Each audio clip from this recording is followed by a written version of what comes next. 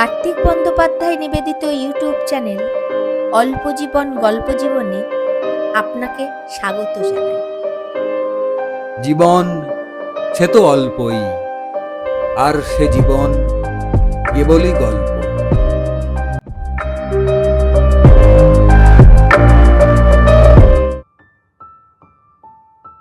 আজ আপনাদের শোনাতে এসেছি একটা প্রেমের গল্প, গোলাপি রঙের সোয়েটার। রচনা কার্তিক বন্দ্যোপাধ্যায়, পাঠাভিনয় কার্তিক ও সঙ্গীতা। তাহলে শুরু করি। গোলাপি রঙের সোয়েটার।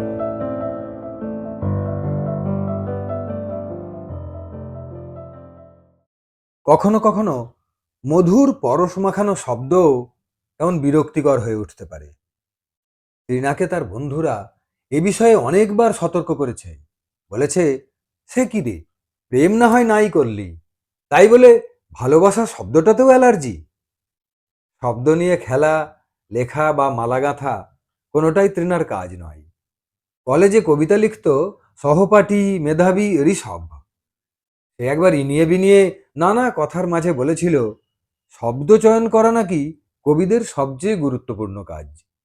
কোন শব্দ কখন কার আগে পিছে বসবে এই নিয়ে ভাবতে ভাবতে কবিদের রাত কাবার হয়ে যায়। সেই সব শুনে তৃণা তাকে বলেছিল, আমাকে তুই এসব বলছিস কেন? আমি কি তোর কাছে শব্দতত্ত্ব শিখতে চেয়েছি? ঋষভ আর কখনো তাকে নিয়ে শব্দ চয়নের কথা ভাবেনি। তৃণা সুন্দরী, অনেকে বলে ডাক সাইটে সুন্দরী, কেউ কেউ আবার এও বলে, না না, ওটা হবে সুন্দরী ডাক সাইটে। এমন তেমন বড়লোকের আদরে দুলালি না হলেও তার ডোন্ট কেয়ারি ভাব দেখে বিশেষ কেউ তো আর সঙ্গে ভাব করতে যেতে সাহস পায় না। পড়াশোনাতেও তৃণা তুখোর। মাধ্যমিকে 96% পেয়েছে, তবে সায়েন্স নেয়নি। বাংলার পরে ইংরেজিই তার প্রিয় ভাষা, তাতেই অনার্স নিয়েছে। পাঠ্যের বাইরে অপাঠ্যও কিছু কিছু সে ইংরেজি ভাষায় পড়ে। নতুন একটা ইংলিশ পেপার ব্যাগ তার হাতে দেখে একটা ছেলে বলেছিল, তাই ওরা তো দেমাক। একমাত্র মেয়েকে আবৃত্তি, নাচ, গান অনেক কিছুই শেখাতে চেয়েছিলেন তার বাবা মা, কিন্তু তৃণা সোপাটে নাকচ করে দিয়েছে। কেবল পড়াশোনায় কাজে লাগে বলে আঁকার স্কুলে গিয়েছিল কিছুদিন। তারপর একদিন হঠাৎ করে সেই সব ছেড়ে দিয়ে মাকে বলল, দূর দূর, ওসব আঁকার জন্য আবার কেউ স্কুলে যায় নাকি? বাড়িতে বসে চেষ্টা করলে আমি ও মাস্টারের থেকে ভালো আঁকতে পারবো। শুধু মুখে বলা নয়, একে দেখিয়েও ছিল। তখন স্কুল ছেড়ে সবে কলেজে ভর্তি হয়েছে। দলবল নিয়ে একবার ওই সরস্বতী পুজোয় অঞ্জলি দিয়ে ফিরছিল তৃণা। বাড়ির কিছুটা দূরে বন্ধুরা যে যার বাড়ি চলে গেলে তৃণা যখন একা হয়ে গেল, তখন গলি থেকে চোরের মতো বেরিয়ে এলো বিজন। সামনে এসে এদিক ওদিক তাকিয়ে তৃণার প্রায় পথ আটকে দাঁড়ালো। তৃণা চোখ নাচিয়ে জানতে চাইল, বিজন যে, এখানে কি ব্যাপার? বিজন বলল, তোকে অনেক দিন ধরে একটা কথা বলবো বলবো বলে ভাবছিলাম। বলে ফেল। তৃণা পারমিশন দিয়ে দিল। বলছিলাম, বাঙালির ভ্যালেন্টাইন ডে তো সরস্বতী পুজো, তাই এই আবহে তোকে আমার মনের কথাটা জানাতে চাই। মাঝখানে তৃণা যাতে আর কিছু বলে ফেলার চান্স না পাই, তাই সঙ্গে সঙ্গেই পরের কথাটাও বলে দেয় বিজন। তুই আমার ভ্যালেন্টাইন। সরস্বতী পুজোয় আজ অঞ্জলি দিয়ে শুধু তোকে চেয়েছি মনে প্রাণে। আর কিছু বলতে পারল না বিজন। তার মধ্যেই মাথা ঘেমে গেছে, বুকে হাতুড়ির ঘা পড়ছে দমাদ্দম। ঠিকঠাক ট্রেনার মুখের দিকে তাকাতেও পারছে না। মাটির দিকে তাকিয়ে কেবল মনে মনে ভাবছে, ট্রিনা এখনো কিছু বলছে না কেন? যা মেয়ে, তাতে তো এত কথার পরে অপছন্দ হলে এতক্ষণে চড়চাপড় দিয়ে দিত। তাহলে কি তার মৌনতা আসলে সম্মতির লক্ষণ? তবে কি তার বহুদিনের স্বপ্ন সার্থক হতে চলেছে? বাবা, উপরে যতই কঠিন হোক, মেয়েদের মন আসলে খুবই নরম টাইপের হয়। মুখের ওপর কেউ সাহস করে ভালোবাসা জানাতে পারেনি বলেই হয়তো ও এখনো ফাঁকা আছে। এমন সব পজিটিভ কথা বিজন যখন ভাবছিল, তখন তৃণা তাকে বলল, ভ্যালেন্টাইনের বিষয়টা তুই জানিস? আচ্ছা, ইংরাজিতে ভ্যালেন্টাইন বানান বলতো। ওর বলার ধরনে বিজন চমকালো। তখনও সে বানানের দিকে যায়নি। গেলে পারতো কিনা সেটা আলাদা কথা। কিন্তু বিজনের মনে হলো ওকে ভ্যালেন্টাইন বলাটা নিশ্চয়ই ওর খুব পছন্দ হয়েছে, নইলে এত ডিটেলসে যেতে চাইছে কেন। রিনা এবার বলল, আচ্ছা, তুই যে কথাটা আমাকে বললি, তুই আমার ভ্যালেন্টাইন, সরস্বতী পুজোয় আজ অঞ্জলি দিয়ে তুই শুধু চেয়েছিস আমাকেই মনে প্রাণে। এই কথাটা যদি তুই সঠিক বানানে লিখে দিতে পারিস, তাহলে আজকেই আমি তোকে বিয়ে করব। বিজন চমকে মমকে বলে উঠল, হেই, এখনই আমি বিয়ে করব কি করে? তুই বিয়ে করবি কেন? আমি তো করব বললাম। এখন বিয়ে খাওয়াবো কি করে? বিজন তোতলাতে লাগলো। রিনা চোখ পাকালো। খাওয়াবি মানে? আমার কি হাত নেই? আমি নিজে খেতে পারি না? শুধু খাওয়াই নয়, আমি রাঁধতেও পারি। না না, সে কথা বলছি না। এখন তো রোজগার টোজগার করি না, পড়াশোনা চলছে। আগে নিজের পায়ে দাঁড়াই, চাকরি বাকরি করি একটা, ততদিন একটু অপেক্ষা কর। রিনা বলল, সেসব তো পরের বিষয় বাবুসোনা। যেটা বললাম, সঠিক বানানে লিখতে, সেই আসল কাজটা আগে কর, তবে না পরের কাজ। বিজন হাসলো। হেই, সবেতেই তোরই আর কি। উপস্থিত বুদ্ধি কাটিয়ে কথাটা বলল বটে বিজন, কিন্তু সে খুব ভালো করেই জানে ডিকশনারি না দেখে অত সব বানান লেখা তার কম্য নয়। তাই মানে মানে কেটে পড়াই বুদ্ধিমানের কাজ। এ গল্প বাজারে চাউর হওয়ার পর থেকেই অনেক ছেলেই তৃণাকে প্রপোজাল দেওয়ার আগে ভালো করে কদিন বানান চর্চা করেছে, কিন্তু তাতেও কাজের কাজ কিচ্ছু হয়নি। মাঝখান থেকে যেটা জানা গেল, কেউ তাকে ভালোবাসার কথা বললেই নাকি তার গায়ে বিছুটি পাতা আছড়ে পড়ে, তখন কেবল চুলকোতে থাকে। আর অমন চুলকানিতে অস্থির মানুষ যে ভালো কথা বলতে পারবে না, সে তো সবাই মানবে। এম এ পাস করার পর টিনার জন্যে একটা ভালো ছেলের সন্ধান আনলো তার মাসি। বাবা বলতে না চাইলেও মা কথাটা পারল। টিনা তখন তার দৃঢ় সিদ্ধান্ত জানালো যে কোনো ছেলেকেই তার পছন্দ নয়, তাই সে কখনো বিয়ে টিয়ে নামক আপদে জড়াবে না।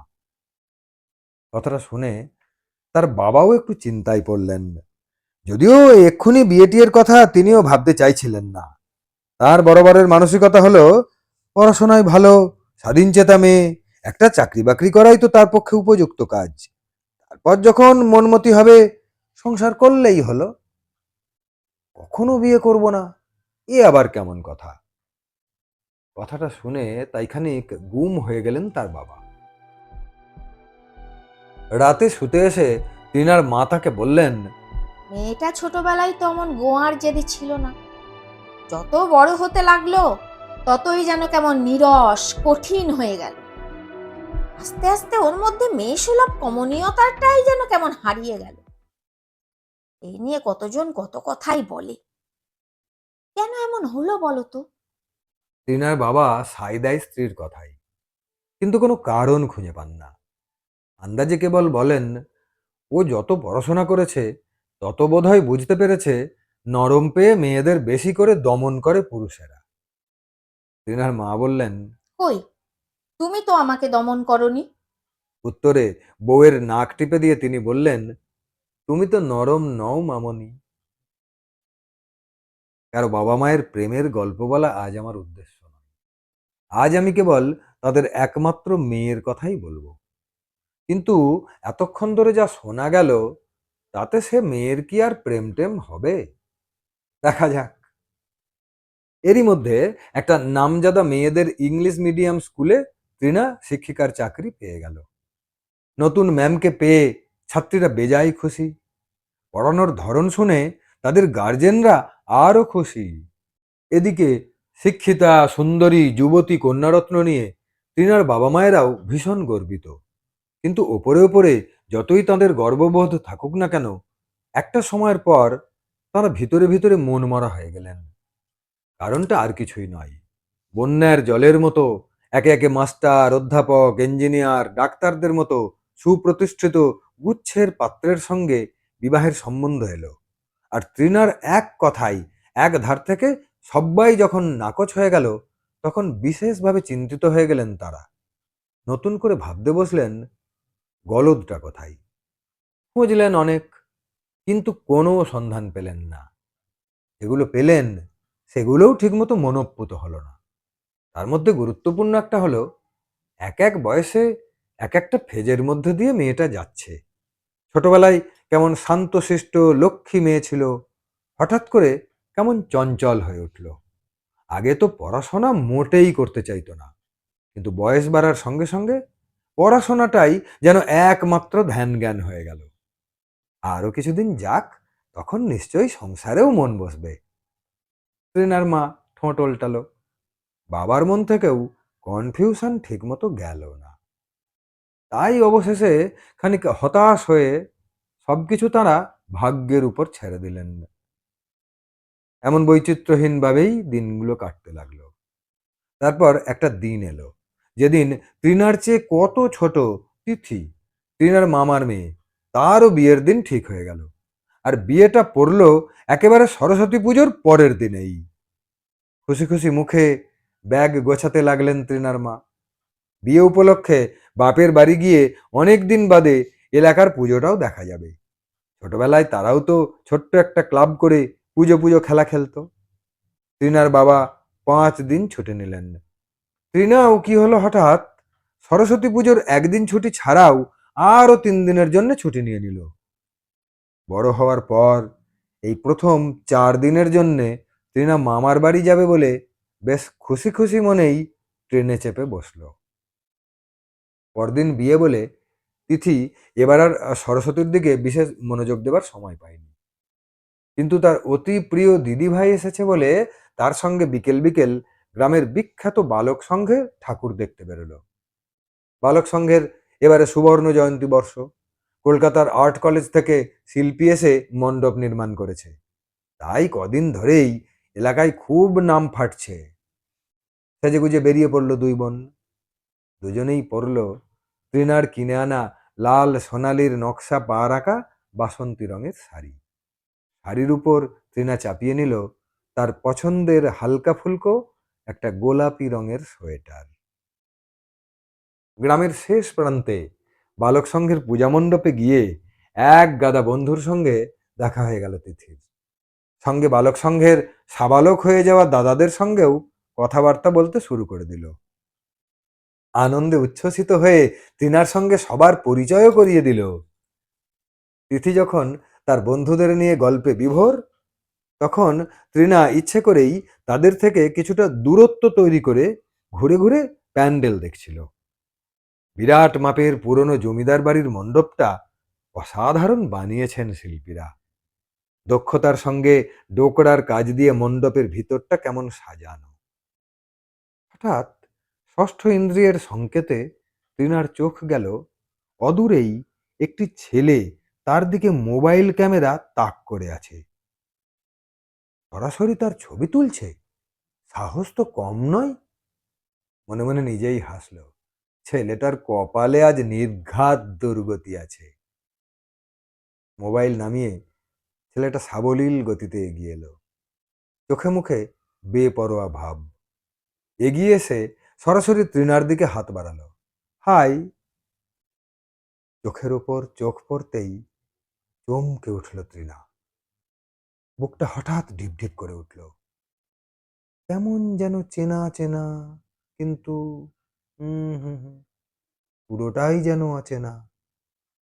তৃণা হাত বাড়ালো না, দিল না কোনো প্রত্যুত্তরও।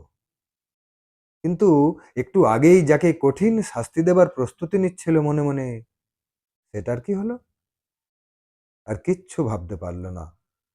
মাথাটা হঠাৎ করে শূন্য হয়ে গেল তৃণার। ছেলেটি একমুখ হেসে বলল, তুই আমাকে না চিনতেই পারিস, দিদিমণি হয়েছিস, সুন্দরী বলে ঘ্যাম বেড়ে গেছে। আমি কিন্তু তোকে এক দেখাতেই চিনেছি। অবশ্য সেটাকে ফাইনালাইজ করেছে তোর গোলাপি রঙের সোয়েটার। আচ্ছা আচ্ছা, তুই সত্যি করে বলতো, এই সোয়েটারটা আমাকে চেনাবি বলেই তো পরে এসেছিস? তৃণা আবিষ্কার করলো তার সারা শরীর কাঁপছে। দুর্বল শরীরে সমস্ত প্রতিরোধের পার ভেঙে পড়ছে একটু একটু করে। অনেক ভাবনার মধ্যে কেবল একটাই ইচ্ছা জাগলো তার, ছেলেটার পেটে দুম করে একটা কিল বসালে কেমন হয়, এতদিনের জমিয়ে রাখা শাস্তি। কিন্তু একদম স্বভাব বিরুদ্ধ ভাবে মুখটা নিচে নেমে গেল তৃণার। হঠাৎ করে এক আকাশ লজ্জা শাড়ির ওপর শাড়ি হয়ে তাকে জড়িয়ে জড়িয়ে ধরছে। খানিক পরে চোখ তুলল তৃণা, বলল, সন্ধেবেলায় বাড়ি আয়, তারপর দেখাচ্ছি মজা। সন্ধ্যায় অঞ্জন বাড়িতে আসতেই তৃণার মামার বাড়ির সবাই হৈ হৈ করে উঠল। তৃণার মামাই সর্বপ্রথম ডাক দিল তৃণাকে, বলল, দেখ দেখ তোর জন্য আজ কার পা পড়েছে আমাদের বাড়িতে। বেটা বিদেশে থাকে বলে গ্রামেই তার পা পড়ে না, তার উপরে আমাদের মতো ক্ষুদ্র বাড়িতে। এককালে এই বাড়িতে তোরা কত খেলাধুলা করতিস, আর বড় হতে না হতেই সব কে কোথায় হারিয়ে গেল। তুইও তো একেবারে আশা ছেড়ে দিলি মামার বাড়িতে। একে একে সব বৃত্তান্তই বলে দিল মামা। বড়দের দেখা দেখি ছোট থেকেই অঞ্জনরাও বালক সংঘে সরস্বতী পুজো করত। সেই ক্লাবের সুবর্ণ জয়ন্তী বর্ষ উপলক্ষে তাই এত বছর পরে ছেলেটা গ্রামের পুজোয় এসেছে। বন্ধুদের আবদার ছিল, এবছর আর দূর থেকে কেবল মোটা চাঁদা পাঠালেই হবে না, সশরীরে আসতে হবে, 5 দিন থাকতে হবে। অঞ্জন শুধু যে এসে উপস্থিত হয়েছে তাই নয়, কলকাতা থেকে নামী শিল্পী নিয়ে এসে লক্ষাধিক টাকার মণ্ডপ বানানোর সমস্ত খরচের ভার নিজের কাঁধে তুলে নিয়েছে। যতই বড় কোম্পানির ইঞ্জিনিয়ার হোক না কেন, শৈশবের গ্রামের প্রতি মায়ার টান বলে কথা।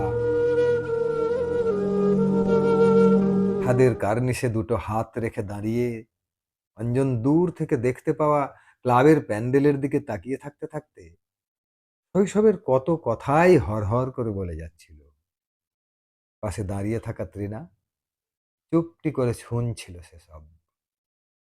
এবার তৃণার দিকে মুখ ঘুরিয়ে অঞ্জন জিজ্ঞেস করে বসলো, তৃণা, তৃণা তোর মনে আছে একবার আমার হ্যাঁচকা টানে তোর প্রিয় গোলাপি সোয়েটারটা ছিঁড়ে গেছিল বলে? সে কি কান্না তোর! তৃণার চোখের হাসি আবছা অন্ধকারেও উজ্জ্বল হয়ে উঠল। বিয়েবাড়ির লোকজনের ভিড় থেকে সরিয়ে তিথি ওদের নিয়ে দোতলার ছাদে উঠে এসেছিল। খানিক পরে কোনো ছুতোয় সে নেমেও গেছে, আর এটা করতে পেরে মনে মনে সে খুব একচোট হেসেছে। সোজাসুজি তৃণার চোখে চোখ রেখে অঞ্জন এবার হঠাৎ বলল, শুনলাম বড় হয়ে তুই নাকি খুব গুন্ডা টাইপের মেয়ে হয়েছিস, ডাক্তার, ইঞ্জিনিয়ার, মাস্টার, কাউকে পাত্তা দিচ্ছিস না। কি ব্যাপার, একা একাই বুড়ি হবি নাকি? ছোটবেলায় তুই নিজে কেমন দস্যি দামাল গুন্ডা ছিলি, ভুলে গেছিস?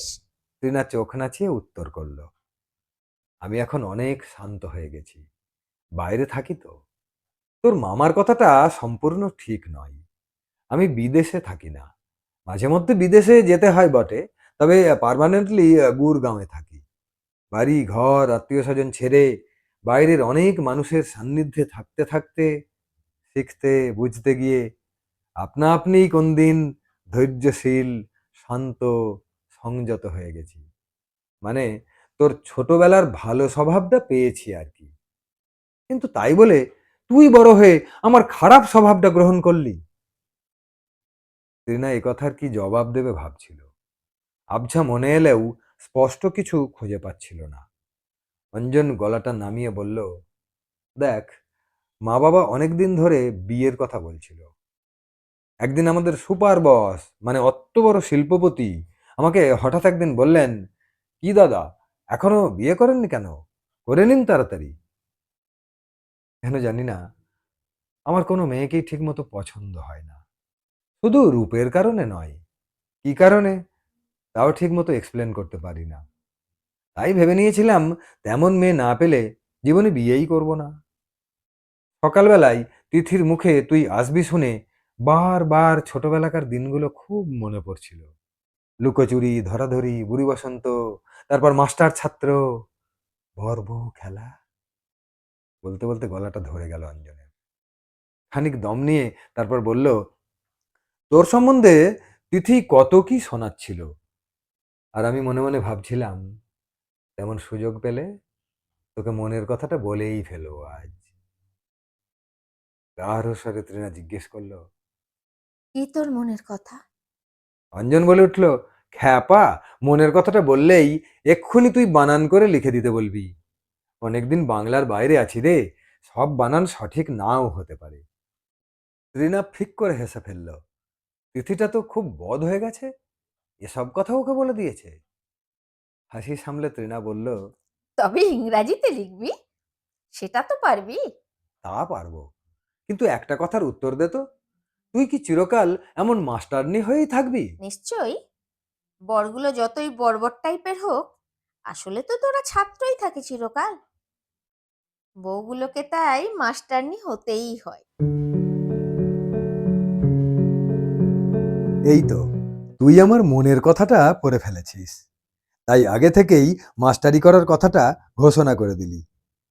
কথাটা বলেই একদম সেই ছোট্টবেলার মতো অঞ্জন তৃণার মাথায় হাত দিয়ে আচ্ছা করে চুলগুলোকে ঘেঁটে দিল। তৃণাও ডান হাত বাড়িয়ে ঘুষি পাকিয়ে এগিয়ে গেল। অঞ্জন দিল ছুট, পিছু পিছু তৃণাও। রাতের আবছা আলো ছায়ায় দুজনে গোটা ছাদে ছুটে বেরিয়ে ধরাধরি লুকোচুরি খেলতে লাগলো।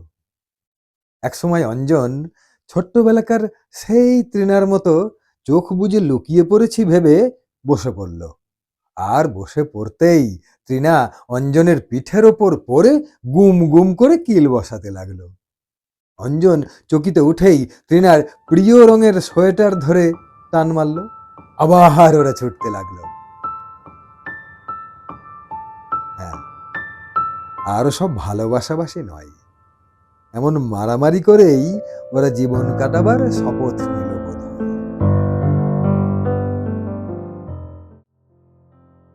ধন্যবাদ। এতক্ষণ শুনলেন কার্তিক বন্দ্যোপাধ্যায়ের প্রেমের গল্প গোলাপি রঙের সোয়েটার। ভালোবাসা নেবেন, ভালো থাকবেন।